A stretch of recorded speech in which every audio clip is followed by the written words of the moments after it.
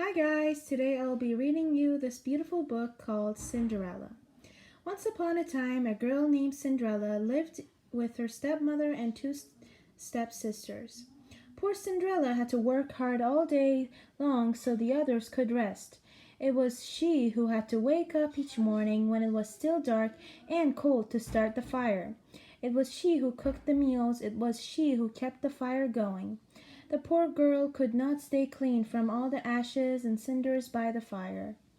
What a mess, her two stepsisters laughed, and that is why they called her Cinderella.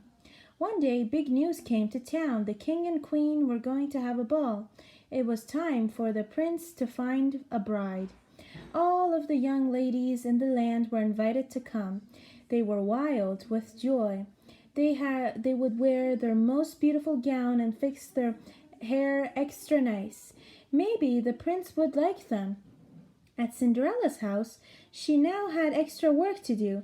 She had to make two brand new gowns for her stepsisters. Faster, shouted the one stepsister. You call that a dress? Screamed the other. Oh dear, said Cinderella. When can I? The stepmother marched into the room. When can you what? Well, said the girl, when will I have time to make my own dress for the ball? You? Yelled the stepmother. Who said you were going to the ball? What a laugh, said one stepsister. Such a mess, they pointed at Cinderella, all of them laughing. Cinderella said to herself, when they look at me, maybe they see a mess, but I'm not that way, and if I could, I would go to the ball. Soon the time came for the stepmother and stepsisters to leave for the big party. Their fine carriage came to the door. The stepmother and stepsister hopped inside, and they were off. Goodbye, called Cinderella. Have a good time. But her stepmother and stepsisters did not turn around to see her. Ah, me, said Cinderella sadly. The carriage rode down the street. She said aloud, I wish I could go to the ball, too. Then, poof, all of a sudden, in front of her was a fairy. You called, said the fairy. Did I? Said Cinderella. Who are you? Why, you're a fairy godmother, of course. I know your wish, and I have come to grant it. But, said Cinderella, my wish is impossible. Excuse me, said the fairy godmother in a huff. Did I not just show up out of the thin air? Yes, you did, said Cinderella. Then let me in and be the one to say what is possible or not. Well, I think you know I want to go to the ball too. She looked down at her dirty clothes. But look at me. You do look a bit of a mess, child, said the fairy godmother. Even if I had something nice to wear, said the girl, I would have no way to get it there. Dear me, all of that is possible, said the fairy. With that, she tapped her wand on Cinderella's head. At once Cinderella was all clean. She was dressed in a beautiful blue gown. Her hair was set up high on her head inside a golden band.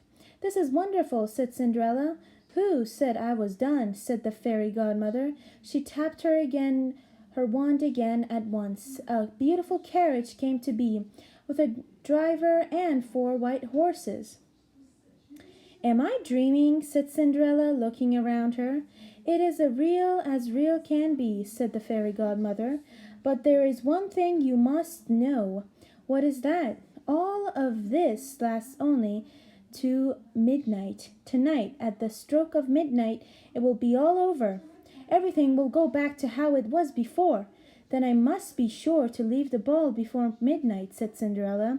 Good idea, said the fairy godmother. She stepped back. My work here is done. And with that, the fairy godmother was gone. Cinderella looked around her. Did that even happen? But there she stood in a fine gown and with a golden band in her hair. And there was her driver and 4 horses before her, waiting. Coming, called the driver. She stepped into the carriage and they were off. Over at the ball, the prince did not know what to think. Why do you have that sad look on your face? The queen said to her son. Look around you. You could not ask for finer maidens than these. I know, mother, said the prince. Yet he knew something was wrong. He had met many of the young men, yet after he said hello, one by one, he could find nothing more to say. Look, someone pointed to the front door. Who is that? All heads turned.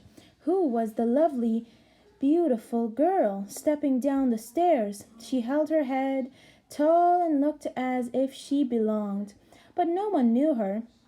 There's something about her, said the prince to himself. I will ask her to dance, and he walked over to Cinderella. Have we met? Said the prince. I'm pleased to meet you, said Cinderella with a bow. I feel as if I know you, said the prince, but of course that is impossible. Many things are possible, said Cinderella, if you wish them to be true. The prince felt a leap in his heart. Cinderella danced. When the song was over, they danced again, and then they danced again and yet again. Soon the other ladies at the ball grew jealous. Why is he dancing all the time with her? They said. How rude! But all the prince could see was Cinderella. They laughed and talked, and they danced some more. In fact, they danced for so long that Cinderella did not see the clock. Dung! The clock rung. Cinderella looked up. Dung went the clock again. She looked up again. Oh my, she cried out. It is almost midnight. Dung rung the clock again. Why does that matter? Said the prince. I must go, said Cinderella. But we just met, said the prince. Why leave now? Dung rung the clock again. I must go, said Cinderella as she ran to the steps. I cannot hear you, said the prince. The clock is too loud. Goodbye, said Cinderella. Up the stairs she ran. Dung went the clock. Please stop for a moment, said the prince. Oh dear, she said as one glass slipper fell off her foot on the stair. But Cinderella kept running up. Dung, said the clock. Please wait a moment, said the prince. Goodbye, Cinderella turned one last time, then she rushed out the door. The clock was quiet. It was midnight. Wait, called the prince. He picked up her glass slipper and rushed out the door. He looked around, but he could not see her blue dress anywhere. This is all I have left from her, he said, looking down at the glass slipper. He saw that it was made in a special way to fit a foot like none other. Somewhere there is the other glass slipper, he said, and when I find it, I will find her too. Then I will ask her to be my bride. From hut to hut, from house to house went the prince. One young woman after another tried to fit her foot inside the glass slipper, but none could fit, and so the prince moved on. At last the prince came to Cinderella's house. He is coming, called one sister as he looked out the window. At the door screamed the other stepsister. Quick, yelled the stepmother. Get ready. One of you must be the one to fit your foot in that slipper, no matter what. The prince knocked. The stepmother flew open the door. Come in, she said. I have two lovely daughters for you to see. The first stepsister tried to place her foot in the glass slipper. She tried hard, but it just wouldn't not fit. Then the second stepsister tried to fit her foot inside. She tried and tried with all her might too, but no dice. Are there no other young women in the house? Said the prince. None, said the stepmother. Then I must go, said the prince. Maybe there is one more, said Cinderella, stepping into the room. I thought you said there were no other young women here, said the prince. None who matter, said the stepmother. Come here, said the prince. Cinderella stepped up to him. The prince got down on one knee and tried the glass slipper on her foot. It fit perfectly. Then from her pocket Cinderella took out something. It was the other glass slipper. I knew it, he cried. You are the one. What? Shouted a stepsister. Not her, screamed the other stepsister. This cannot be, yelled the stepmother. But it was too late. The prince knew that Cinderella was the one. He looked into her eyes. He did not see the cinders in her hair or the ashes on her face. I have found you, he said. And I have found you, said Cinderella. And so Cinderella and the prince were married, and they lived happily ever after. I hope you guys enjoyed this story. Have a good night.